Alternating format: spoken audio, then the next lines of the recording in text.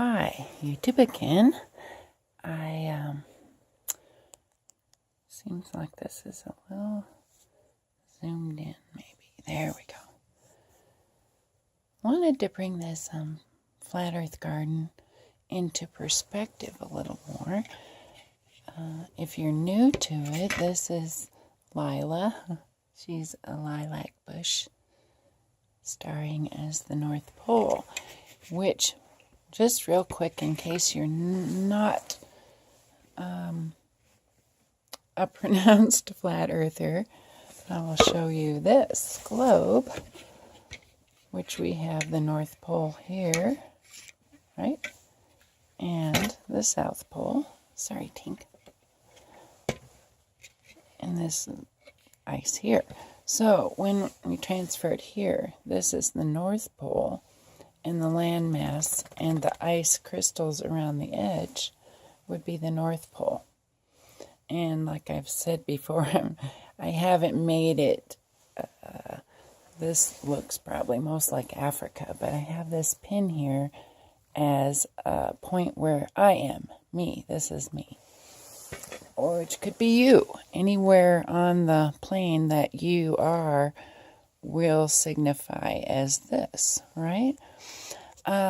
And what I would like to say is you can comment at about your own experiments looking at the moon, and do you see the exact same thing that I'm seeing and recording here, which people have from different parts of the plane said, I see the exact same thing from where I'm at, because we're seeing basically the 40 miles of the sun passing by, which when we think of these bodies being 93 million miles from this spinning ball, then we don't realize that we only see them pass by the space of our day when we see the sun and moon is only a 40-mile space. They pass over. It takes maybe 40 to 100. I don't know. But okay, so this right here is a daytime moon. And I also have the nighttime moon just to help us better visualize how we see it.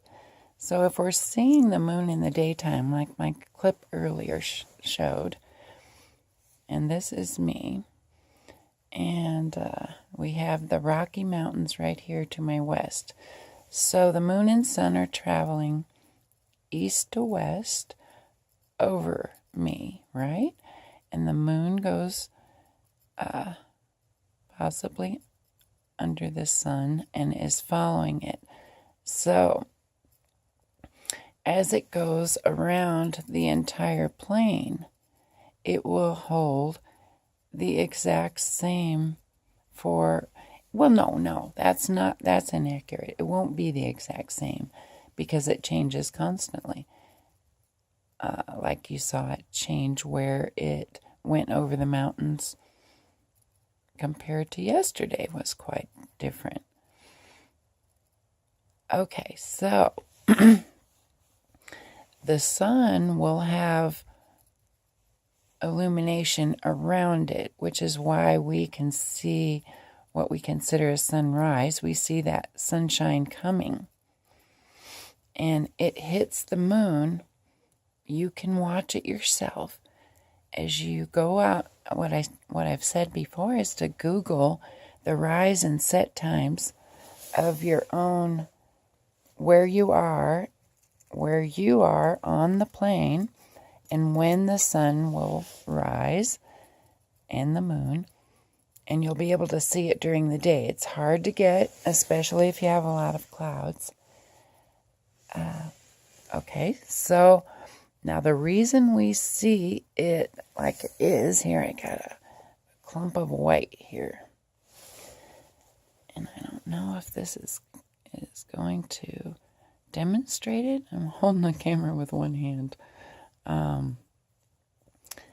But this is what we see from down here in this, say, 40-mile range, 100-mile range of our view from sun up to sun down or over. Oh, I'm talking and not looking at the camera. Yeah, so the white that we see on the moon would be directly in reference to, I know I can't really show you. Let's see if I can get over here. See that crescent is directly from where this is positioned. And this could not happen 93 million miles from this. If we were looking out, we would see much more than 40 miles of these bodies passing over. Is this making any sense to anybody? I mean, it really does when you get out there and look at it, guys. And this is you right here. And these are not 93 million miles. Maybe I'm throwing that number out. I should really research and say, what do they say? You know, all I can see is the way it really is. You know, right? You can see it. You can see it all. And we will watch from day to day what this white part does. As it approaches and gets closer, it becomes a new moon because it is possibly maybe right under it, right? All right, thanks for watching, guys. Help. Thanks for commenting, and also thanks for your ever enduring patience with this thought, right?